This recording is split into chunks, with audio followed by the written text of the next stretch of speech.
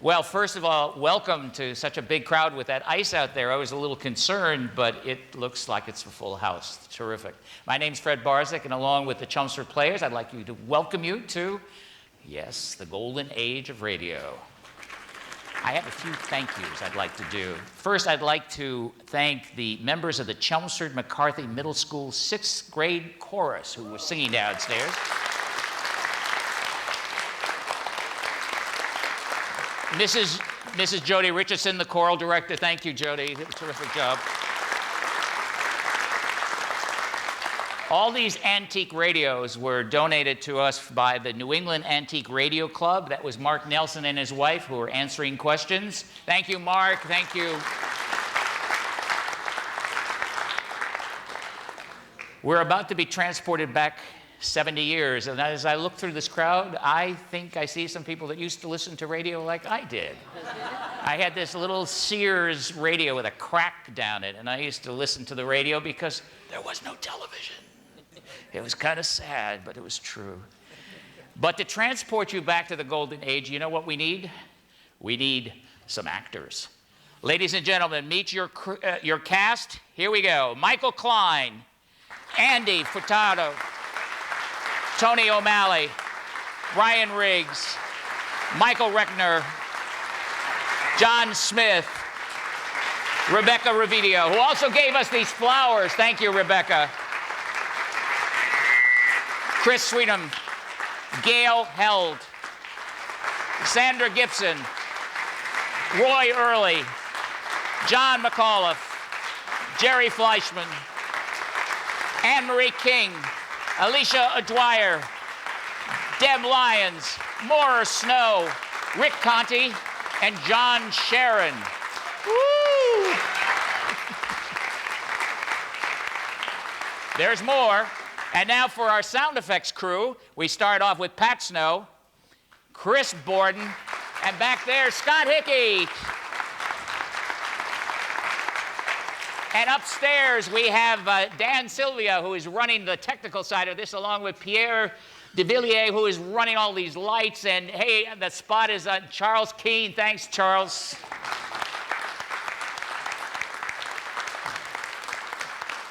Well, enough of my blathering. Let's start the show. Lights, please. And let's begin with our host, Mike Larkin.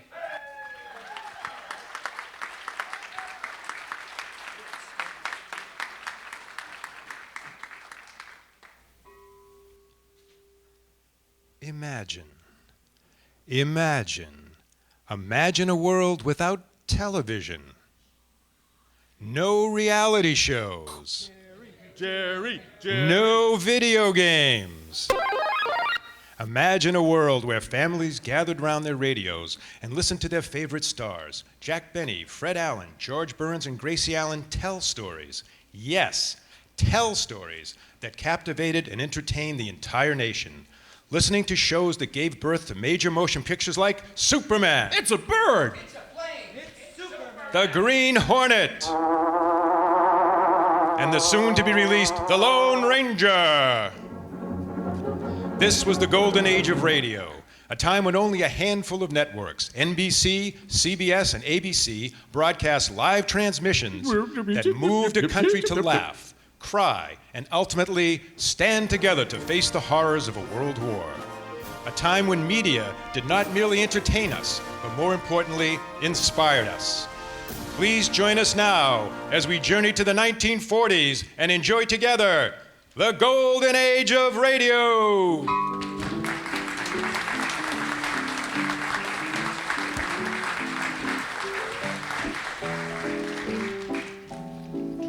Thank you very much. Thank you. We're all so glad you could come this evening and be part of our studio audience, but please remember that we have to make the show come alive for those faithful listeners who are at home. So please, a round of applause for those wonderful listeners at home.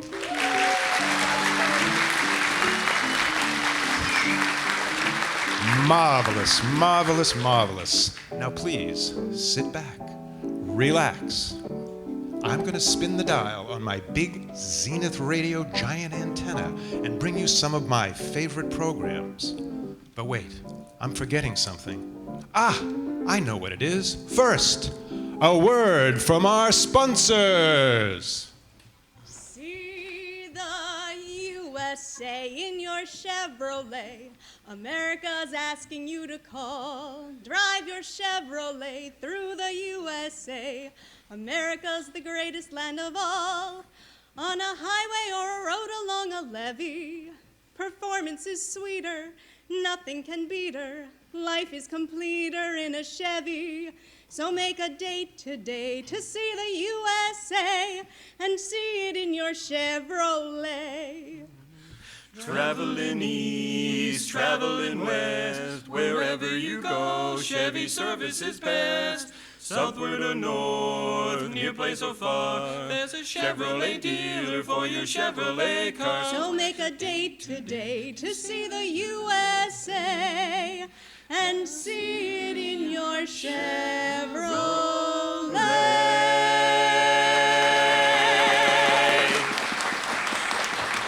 J-E-L-L. Oh, the big red letters stand for the Jello family. Oh, the big red letters stand for the Jello family. That's Jello, yum, yum, yum. Jello pudding, yum, yum, yum. Jello tapioca pudding, yes, sirree.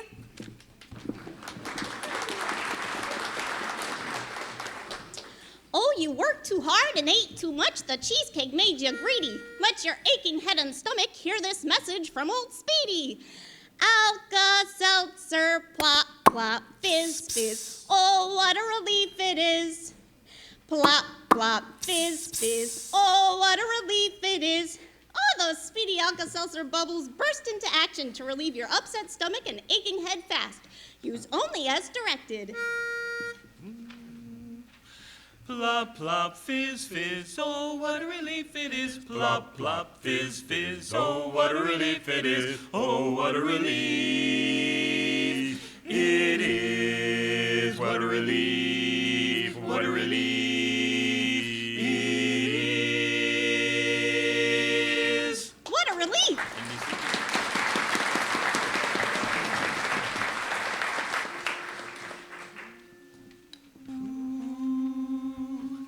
Happy holidays, happy holidays, happy holidays, happy holidays from NBC.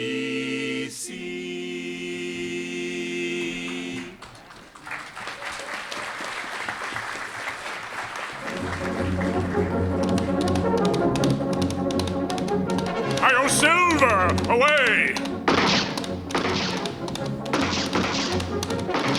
A fiery horse in the speed of light, a cloud of dust, and a hearty "Hey-O, Silver!" the Lone Ranger.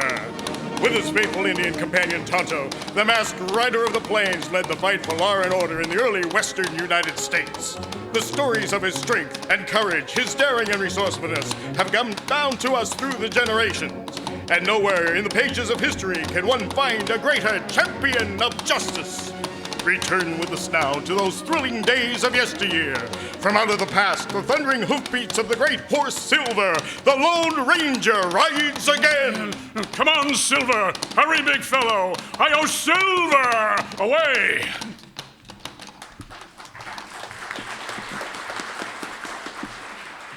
The Aldrich Family on NBC.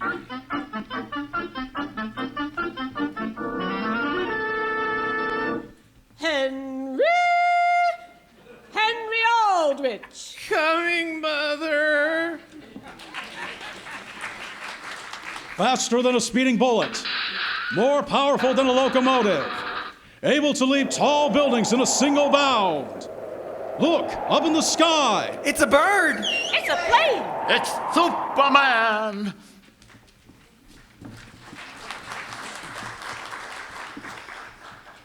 I'm Alex Brown, your beauty host, and Luster Cream Shampoo for soft, glamorous, caressable hair brings you Our Miss Brooks, starring Eve Arden.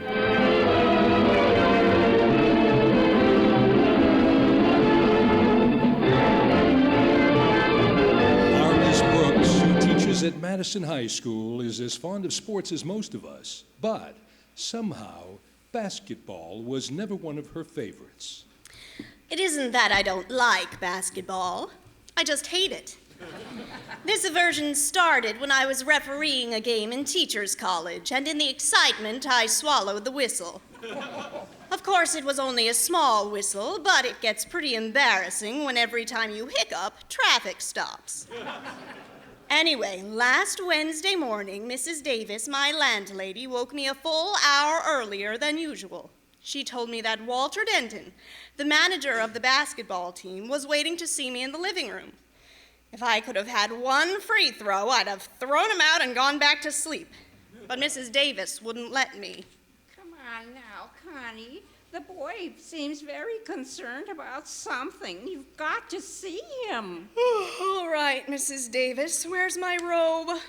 I sent it out to the laundry, Connie. Here, I brought you one of mine. It was part of my trousseau. I took it along on my honeymoon. Ooh, we had such a wonderful honeymoon. Just you and the bathrobe? No, my husband was along. Heavens, didn't people talk?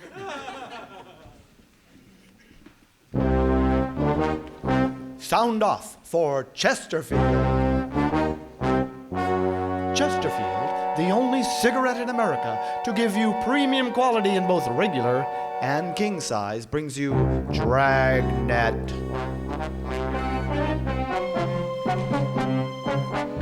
Gentlemen, the story you are about to hear is true. The names have been changed to protect the innocent. You're a detective sergeant. You're assigned a narcotics detail. A steady flow of heroin has been making its way into the city. Most of it has fallen into the hands of teenagers. You don't know the source or the headman of the operation? Your job? Stop it. The modern way to sell cigarettes is the Chesterfield way. Premium quality in both regular and king size. And we're the only ones that give it to you. Premium quality in a cigarette means the world's best tobaccos, the best ingredients, the best cigarette paper. Only Chesterfield gives you this premium quality in both popular sizes. King-size Chesterfield contains tobaccos of better quality and higher price than any other king-size cigarette. Chesterfield is milder. Chesterfield is best for you. Dragnet, the documented drama of an actual crime. For the next 30 minutes, in cooperation with the Los Angeles Police Department, you will travel step by step on the side of the law through an actual case transcribed from official police files. From beginning to end, from crime to punishment, Dragnet is the story of your police force in action. It was Tuesday, April 6th. It was warm in Los Angeles. We were working the day watch out of narcotics detail. My partner is Frank Smith. The boss is Captain Kearney. My name is Friday. I'd just gotten off work and I'd gotten a call from a friend who wanted to see me. It was 5:46 p.m. when I got to my apartment house, apartment 12. Hi, Joe. Hello, Ed. I was just getting ready to go in. Come on in. Go ahead. Thanks. Sit down. You got a date or something? No. It's all right. I just thought I'd get something to eat and maybe take in a show. What'd you want to see me about? It's about Gary, Joe. Your boy? Yeah. I don't know quite how to say it. Yep. Well, you sounded pretty upset on the phone, Ed. I was, Joe. I still am. I don't know what I'm going to do. Well, come on. What's it about? It's all I could do to keep my hands off him. I never felt like that with anybody before, but I did with Gary. I wanted to strangle him. All right. Now, what's he done, Ed? He's a dope addict, Joe.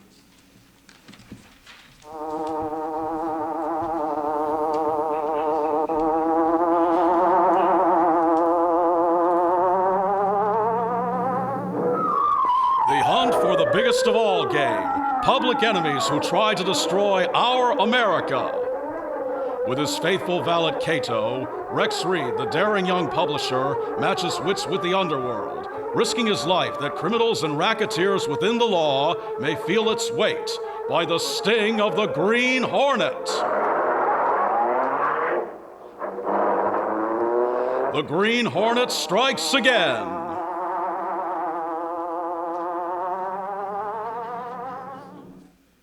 Jack Armstrong. Jack Armstrong. Jack Armstrong. Jack Armstrong, the all-American boy.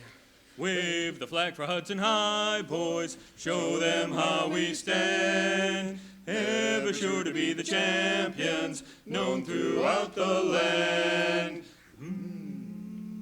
Wheaties, Breakfast of Champions, bring you the thrilling adventures of Jack Armstrong, the all-American boy.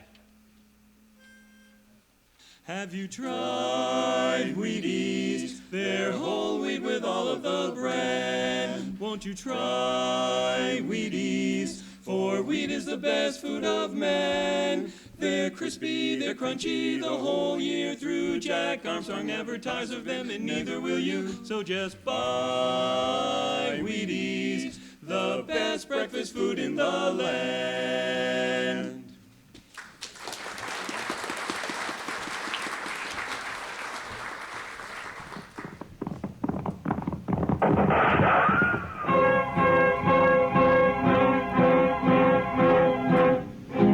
Around Dodge City and in the territory out west, there's just one way to handle the killers and despoilers, and that's with the U.S. Marshal and the smell of Gunsmoke. Gunsmoke, starring William Conrad, the story of the violence that moved west with young America, the story of a man who moved with it, Matt Dillon, United States Marshal. Columbia Broadcasting System presents a new comedy. My Friend Irma. Starring Marie Wilson as Irma and Kathy Lewis as Jane.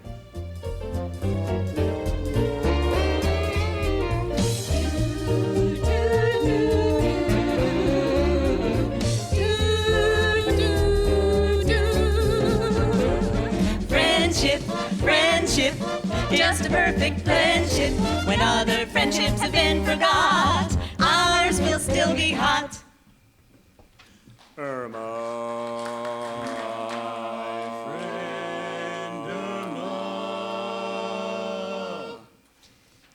You know, Jane, friendship's a thing that's been around all through the ages, like measles. Measles you can get rid of, but not my friend Irma. You know something?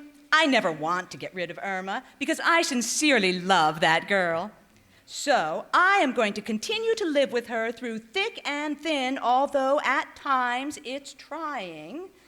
Now, take for example when I was trying to straighten out our finances and fix up a budget for us. Naturally, I had to ask Irma a few simple questions. So I said, Irma, honey, how much money did you save last January? None.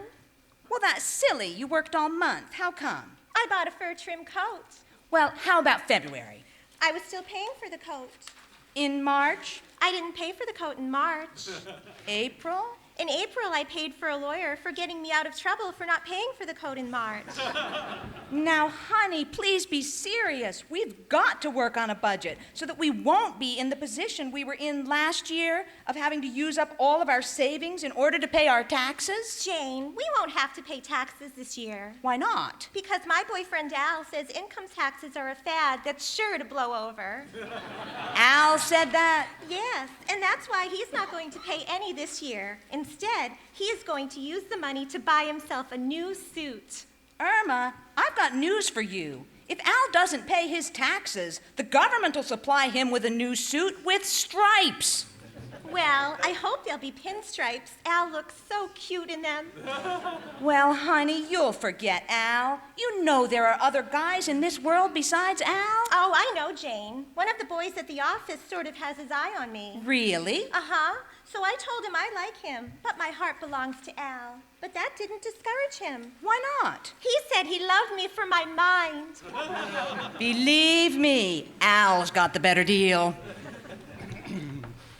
And now, stay tuned for the program that has rated tops in popularity for a longer period of time than any other West Coast program in radio history.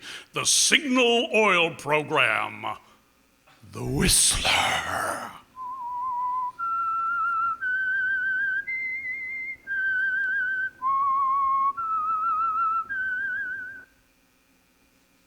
Signal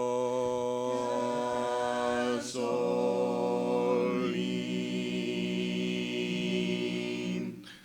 Signal, the famous Go Farther gasoline, invites you to sit back and enjoy another strange story by The Whistler.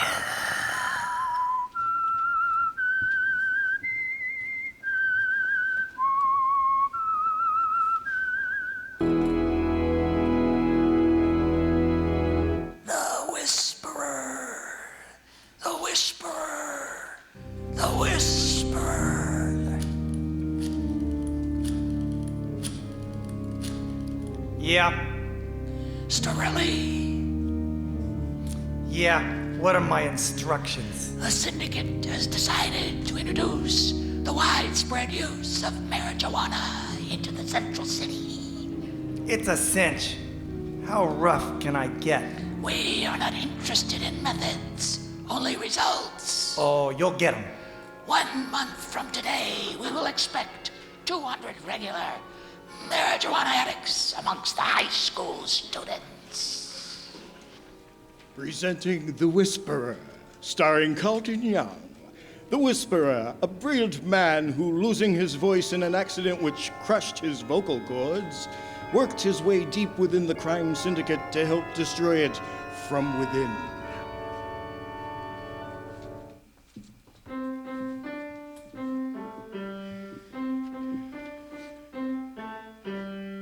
Oh, no, Nicky, darling, that's not it. It isn't, Nora? No, it goes like this.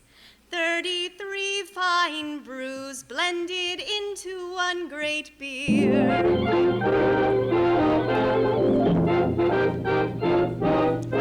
Pabst Blue Ribbon Beer presents The New Adventures of the Thin Man, with Nick and Nora Charles, the happiest, merriest married couple in radio. Tonight, and every Tuesday night at this same time, that international favorite, Pabst Blue Ribbon Beer, proudly presents the finest in summertime entertainment. So, sit back, relax, and pour yourself a tall, foaming glassful of blended, splendid Pabst Blue Ribbon. Weight, 347 pounds. Fortune, danger. The Fat Man. The American Broadcasting Company brings you Dashiell Hammett's latest and most fascinating character, the Fat Man. The hard-boiled, hard-hitting adventures of a criminologist who tips the scales at 347 pounds. Tonight's adventure, the 19th Pearl. And now, here's the Fat Man. One of the worst things about being fat is feeling thin. That extra load you carry around is something you never think about till you bump into a full-length mirror or drop a penny into a drugstore scale. Even then, you don't feel fat. The only time you really feel it is when you run into a beautiful woman. That's when the old collar kind of chokes you and your hands look big and your legs are hard to cross. That's when you're glad you got a busy job like mine, solving crime. CBS Radio presents Gangbusters!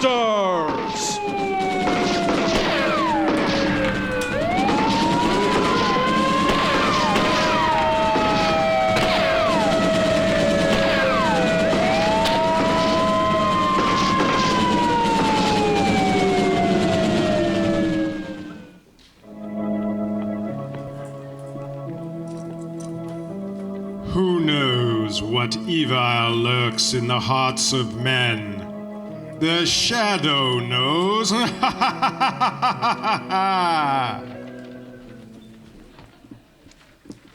Richard Hudnut of Fifth Avenue brings you The Edgar Bergen Show with Charlie McCarthy. It's Sunday night and time again for Edgar Bergen with Charlie McCarthy, Mortimer Snerd, and Ray Noble and his orchestra. Brought to you by Richard Hudnut, makers of scientific hair preparations. Tonight, our guest is the #1 singing star, Rosemary Clooney. And now, celebrating Edgar Bergen Day in Decatur, Michigan, here is Edgar Bergen with Charlie McCarthy. God bless you all for that applause, and to our new sponsor, Richard Hudnut, bless you for those checks. Well, Charlie? Yeah? Here we are again. What an opening line. Bergen, we're trying to launch a new season, not sink it. All right. This is the first show of our 15th year on radio, and it gives me a warm feeling inside that we've chosen to do it right here in Decatur, the very town where I gave my first performance.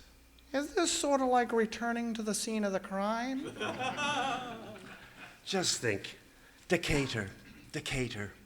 I once walked barefoot through these streets. Yeah, you walked barefoot everywhere till you met me. Oh, no. On Sundays, I would dress up in my Buster Brown collar and with my blonde locks streaming down over my shoulders. Yeah, well, that stream dried up all right. It's nice that you could get back here for your second childhood. No. I wish you wouldn't give people the impression that I'm old. At my last birthday, weren't there 35 candles on my cake? Well, there were on the piece I had, yes. You keep pitching them, Bergen, and I'll keep knocking them out of the park.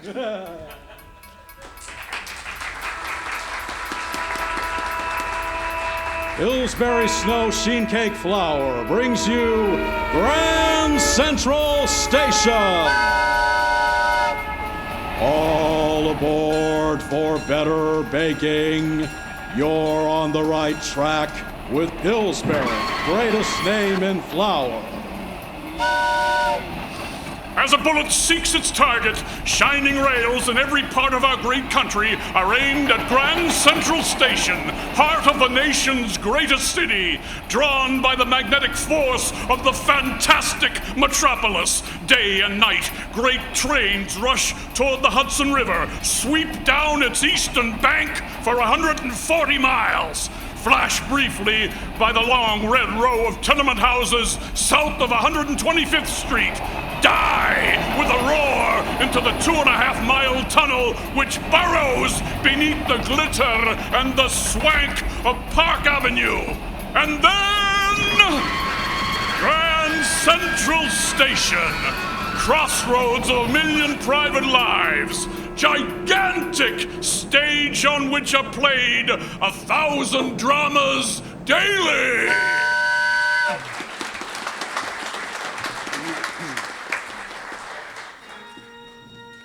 Inner Sanctum Mysteries.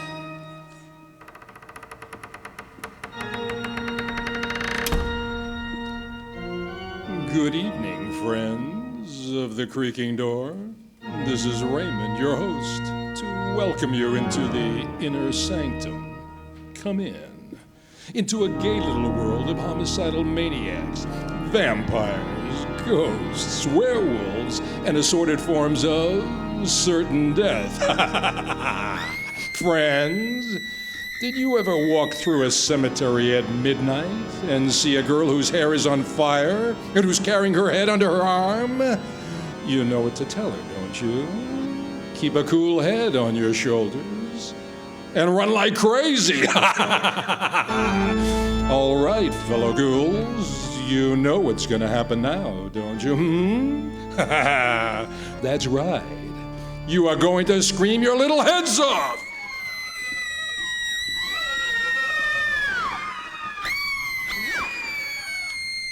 Ionized Yeast presents Lights Out, everybody.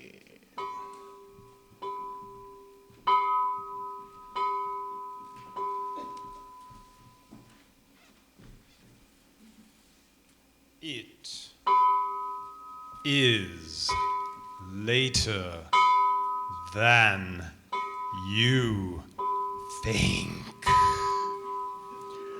Lights Out brings you stories of the supernatural and the supernormal, dramatizing the fantasies and mysteries of the unknown. We tell you this frankly, so if you wish to avoid the excitement and tension of these imaginative plays, we urge you calmly but sincerely to turn off your radio now. And now it is time for Fibber McGee and Molly. What you doing, McGee? Looking here for my darn golf clubs. I put them. Aren't they in the garage? I looked there, but they weren't there. Oh, I bet you. I know where I put them. Oh no, Fibber McGee, don't you dare open that closet. Oh, stop worrying. Clean that closet last time. I'm just gonna go over here. Don't open that door. Molly, don't be silly.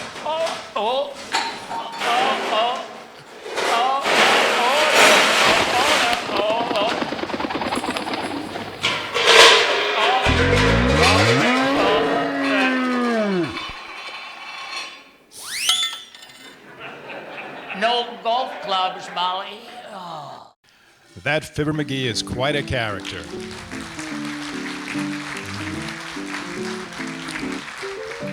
Ladies and gentlemen, if we can be serious for just a moment, this majestic hall has seen many shows over the years. Just a few years back, I attended a USO benefit for our brave troops that were fighting in Europe and the Pacific. This building was built in 1876, I believe, and we know it's going to be around until at least 1976.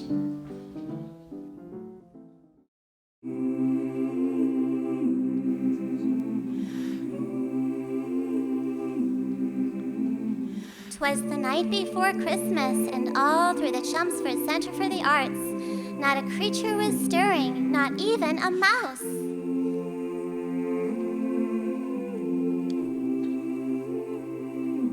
The stockings were hung near the stage with care, in hopes that St. Nicholas soon would be there. The artists were nestled all snug in their lofts, while pretty visions danced in their heads. When out on the lawn there arose such a clatter, I sprang to see what was the matter. Away to the window I flew like a flash, tore open the shutters and threw up the sash. When what to my wondering eyes should appear but a 1957 Chevrolet. With a little old driver so lively and quick, I knew in a moment it must be St. Nick.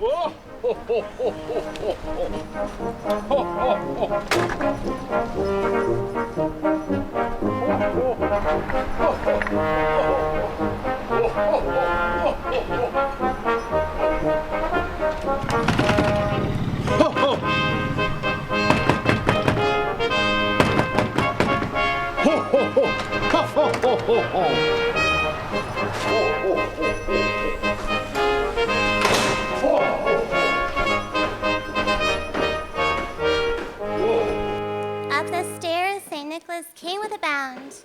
He was dressed all in fur from his head to his foot. A bundle of toys he had flung on his back, and he looked like a peddler just opening his pack.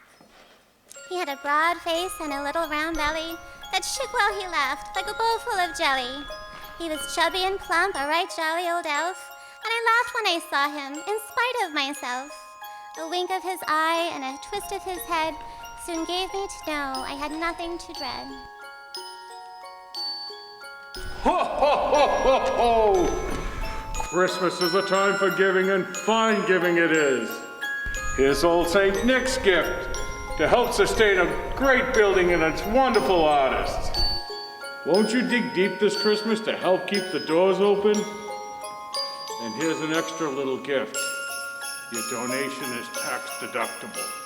Ho, ho, ho, ho, ho, ho, ho, ho. Ho, ho, ho, ho. Ho, ho, ho, ho, ho, ho, ho. He sprang to his Chevy, and to his cell phone he gave a whistle. And away he flew with the roar of a missile. But I heard him exclaim ere he drove out of sight. ho, ho! Happy Christmas to all, and to all a good night. Ho, ho, ho, ho!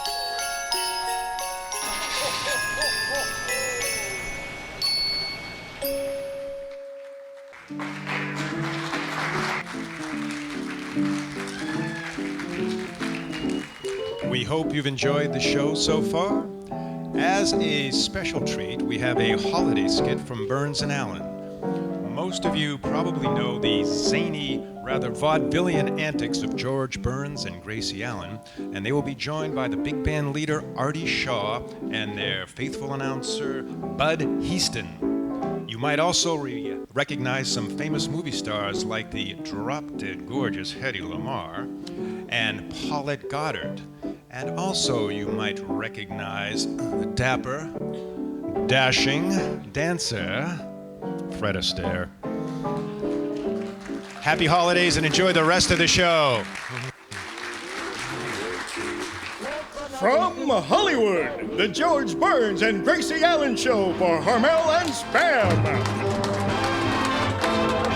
Well, it's time for Burns and Allen at your house. And say, have last-minute Christmas chores got you in a whirl?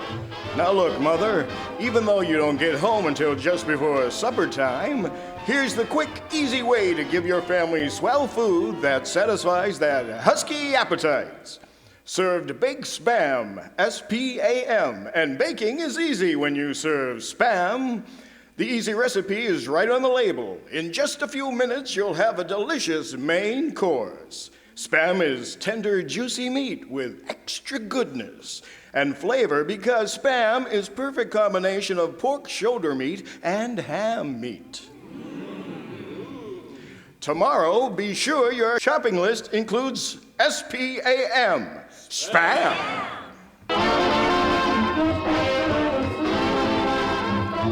And here they are, your two favorite Spam stars, George and Gracie. Thank you very much. Say, George, I saw Artie Shaw's picture second chorus at the Paramount last night. He was great. Really? Fred Astaire was swell. Paulette Goddard was grand. And can that Bud Heaston make love? Now, wait a minute. Bud Heaston wasn't in the picture. Well, he was sitting next to me, if you know what I mean. And so you were at the Paramount last night, too, huh, Bud? Yes. How did you like it? Oh, swell. Next time I'm going back to see the picture. Gracie, how was Artie Shaw as an actor? Well, he had plenty trouble with his lines. Every time he opened his mouth, he stuck his clarinet in it. Some love of that Shaw. Look, I'll bet every time he threw a kiss, Paulette got it. Oh, well, no. Got it? Got it? Oh, George, I was only fooling. Artie was great. Paulette got it. Oh, that was a beauty. Oh, dear. There was Artie with his arms around Paulette Goddard, and then Paulette was looking into his eyes, and Artie looked into Paulette's eyes, and then Fred Astaire kissed her, and then... Gracie, how did Fred Astaire get into this? Well, he's very fast on his feet, if you know what I mean. Well, I'm not bad either. No? No. You know, in vaudeville, I used to be Goldie, of Goldie, Fields, and Goliath. No. Certainly. Really? And you could tell by that got it line that I did the comedy. Yes. Oh, yes. Look, I'll show you something right now. You know how Fred Astaire jumps up in the air and clicks his heels 3 times? How many times? 3 times. Yeah. Well, I can jump up in the air and click my heels 4 times. Okay? Now watch. What do you think of that, Gracie? Swell. You can come down now. Well, anyway, Artie, we've done a lot of kidding, but I hear that you're really great in the picture. Well, thanks a lot, George. I understand that you play a romantic kid. George, those love scenes aren't all they're cracked up to be. For example, that scene at the breakfast table where I'm reading a newspaper and Paulette Goddard comes in and kisses me. Every time we did this scene, something went wrong. You know, she kissed me 52 times. Boy, that was awful. Awful? What was awful about that? I never got a chance to read Little Abner. Kissed him 52 times. That should happen to me. Yeah.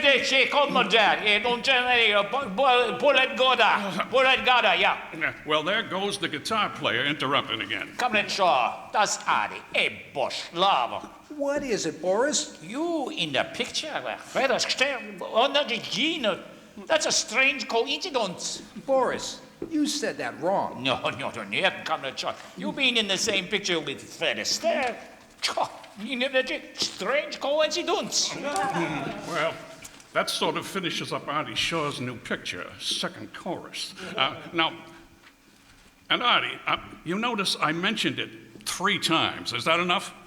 Yeah, and someday I'll write a little song about Spam. Well, thanks, kid. Gee, that'll be swell, Artie.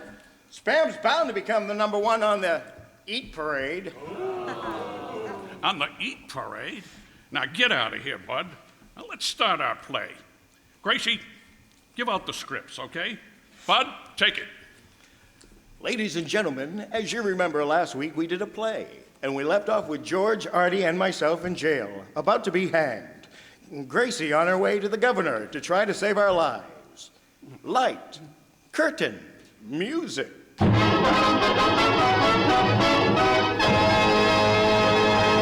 Gracie, where are the scripts? The scripts? Yeah, the scripts for the play. Oh, the radio scripts. Yeah, the radio scripts. I gave them to you this morning. You want to talk about my brother? Who's interested in your brother? The woman across the street? Who cares? Her husband. Gracie, we were having lunch at the Brown Derby, and I gave you the package. Where are the scripts? Oh, the scripts. Oh, let me see now. Don't tell me. I left the Brown Derby and I went into that drugstore and put a nickel in the phonograph and played Beat Me Daddy 6 to the bar. 6 to the bar? It was a cut-rate drugstore. And then I changed a dime and I weighed myself and I had 9 pennies left, so I weighed myself 9 more times. Now, Gracie, the audience is waiting. Oh, where are the scripts? Please. Then I left for the May department store, and I crossed the park, and there was a man surrounded by a lot of pigeons feeding them peanuts.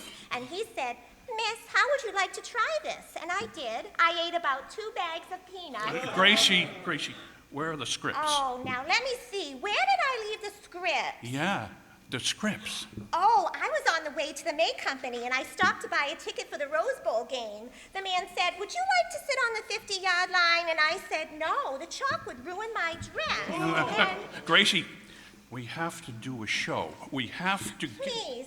Then the man said the tickets to the Rose Bowl were $1 apiece. $1 apiece? Of course, it was a very small piece. Now, if I can get 200 more, I can buy the rest of the ticket, and then... Gracie, try to remember what you did with the package. The scripts are in it. We're supposed to do a play. Comrade Shaw.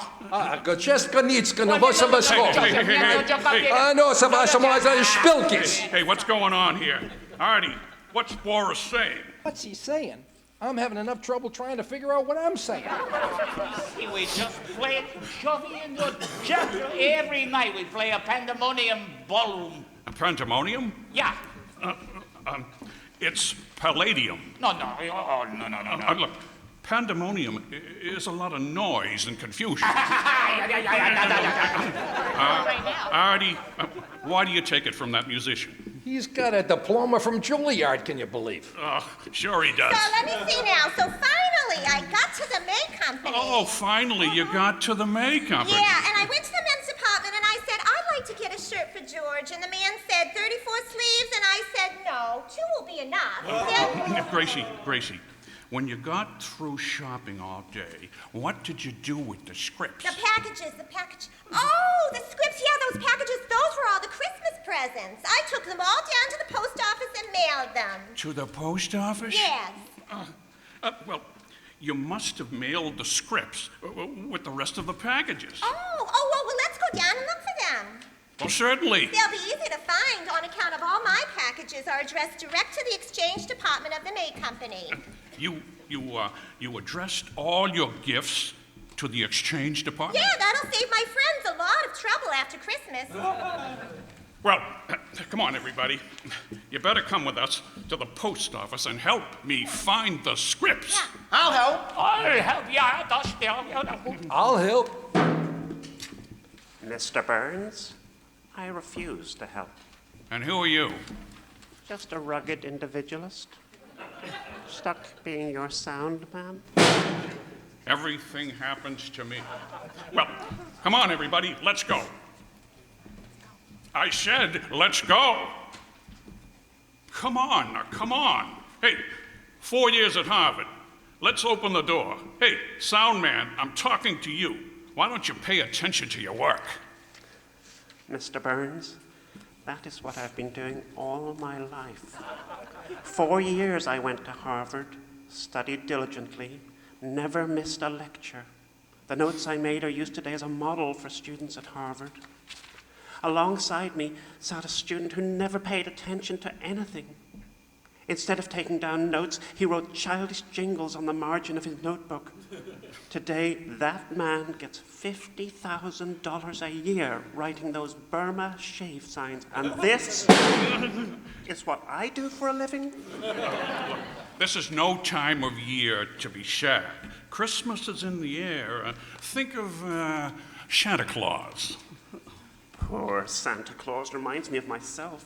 Works hard all year and ends up holding the bag. Well, now come on, everybody. Let's go to the post office. I got to find those scripts. Well,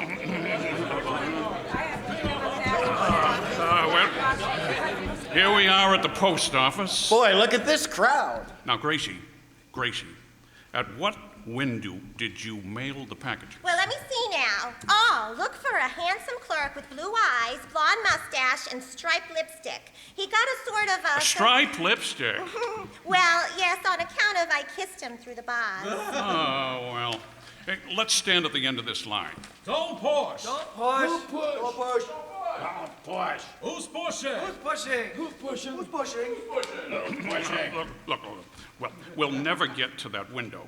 I had to give you those scripts. Hey, George, I know how to get to the front of this line. With all these men? Yes. Never. Just watch me.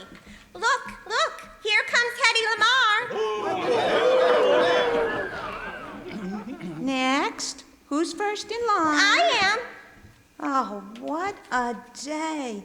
Have we been rushed?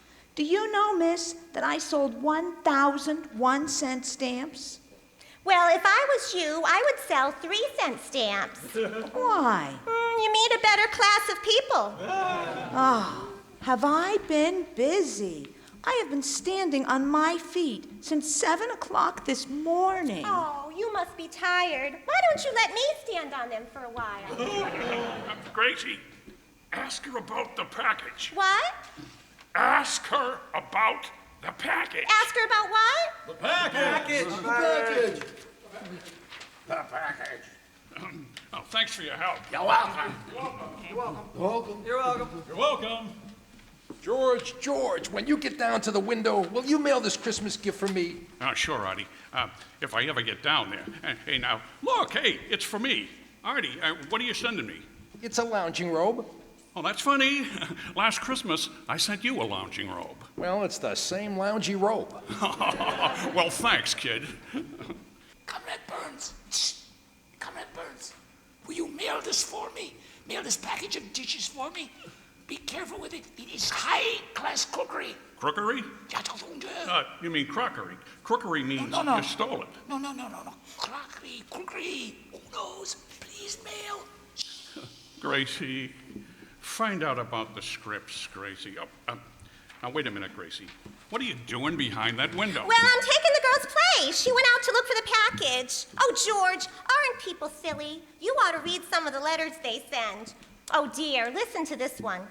Dear Santa Claus, please send us a man for Christmas.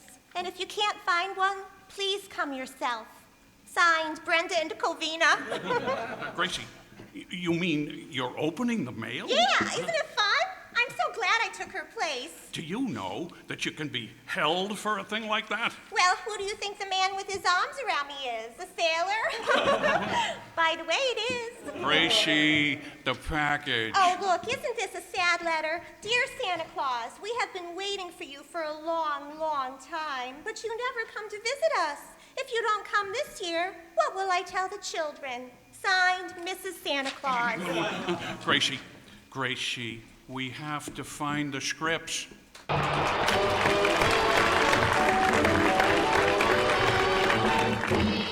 When unexpected guests come knocking at your door like this, do you get into a twizzy, catch your breath, and say, "Ooh, what shall I feed this bunch?" Now look, if you keep Spam on your pantry shelf, this is what will happen when the folks start knocking. You'll open a can of Spam, cut off slices and place on toast. Then you'll put on a slice of tomato, pickle, or Bermuda onion, and cover with thin slices of cheese. Pop it into the oven until the cheese melts, and there you'll have a hot Spamwich. Bring those hot Spamwiches out of the kitchen like this, and your guests will say, "Yum, yum."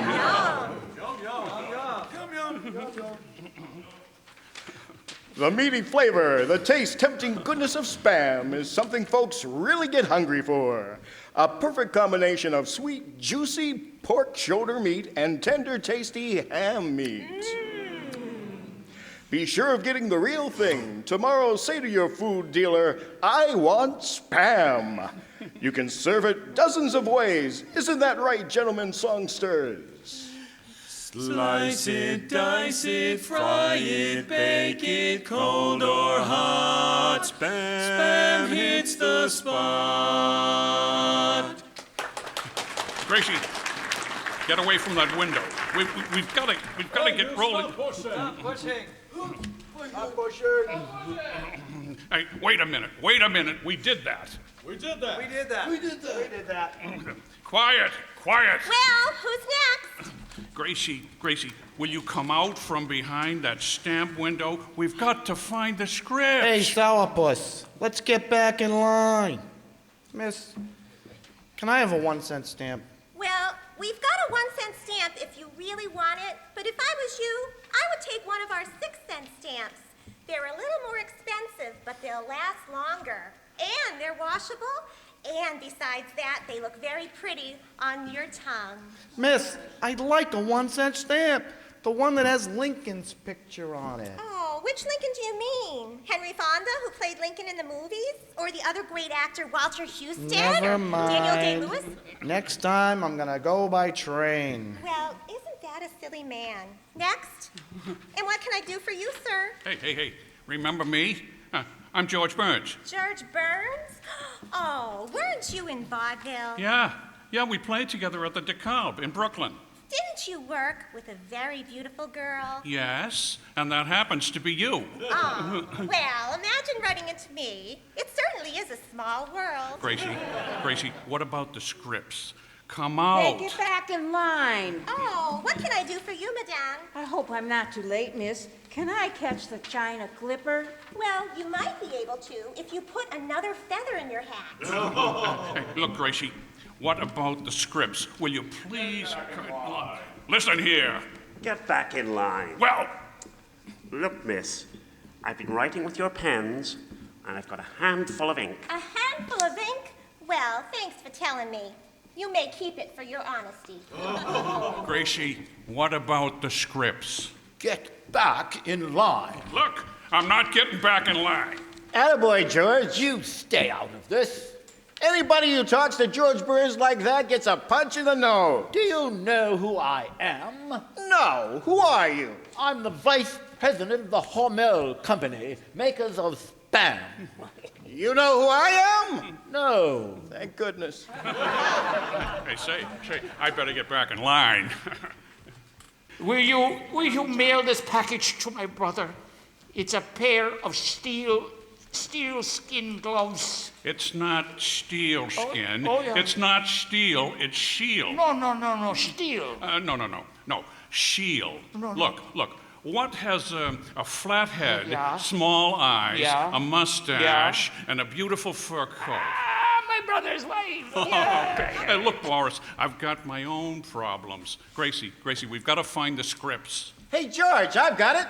The scripts? No, let's have sandwiches and tea. Oh, go away. George, how did you make out? Well, I certainly got a lot of help out of you, Artie. Where have you been? What a madhouse this post office is. I sat down at that long table over there, and before I knew it, I was weighed, stamped, and mailed airmail special to Pomona.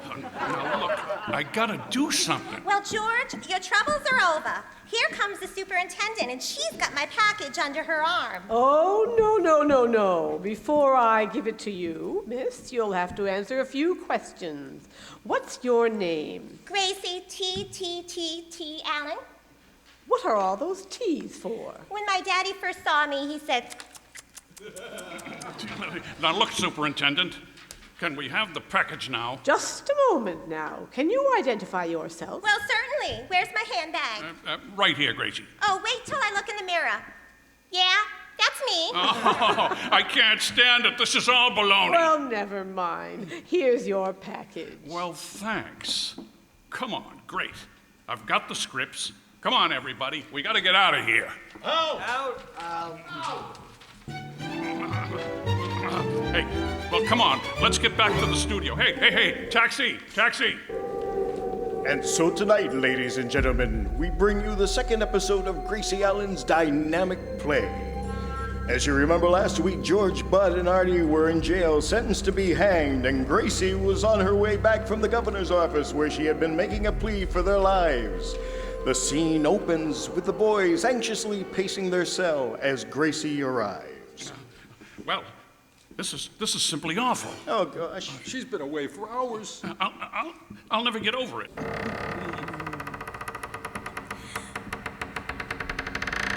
Oh, boys, I've got some terrible news for you. You mean we're going to the gas chamber? Worse than that. Oh, we're going to be hanged? Worse than that. Electrocuted? Worse than that. What can be worse than that? I left the scripts in the taxi. Oh, no! Please, let the gentleman songsters take it. Take it, kids! Jingle, jingle, jingle, jingle, jingle, jingle, jingle, jingle, jingle, jingle all the way.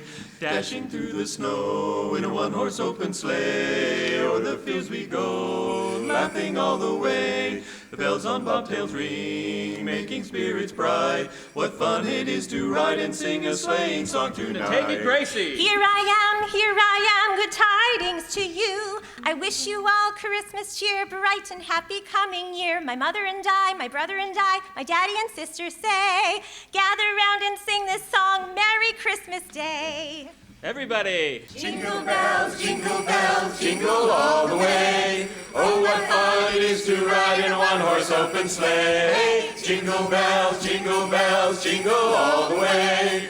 Oh, what fun it is to ride in a one-horse open sleigh. A one-horse open sleigh. Jingle, jingle, jingle, jingle, jingle all the way. Say goodnight, Gracie. Good night, Gracie. Gentlemen, that's our show for tonight. Thank you, cast. Take a bow. Sound effects people, stand up. Take a bow. To our technical crew up there, thank you guys.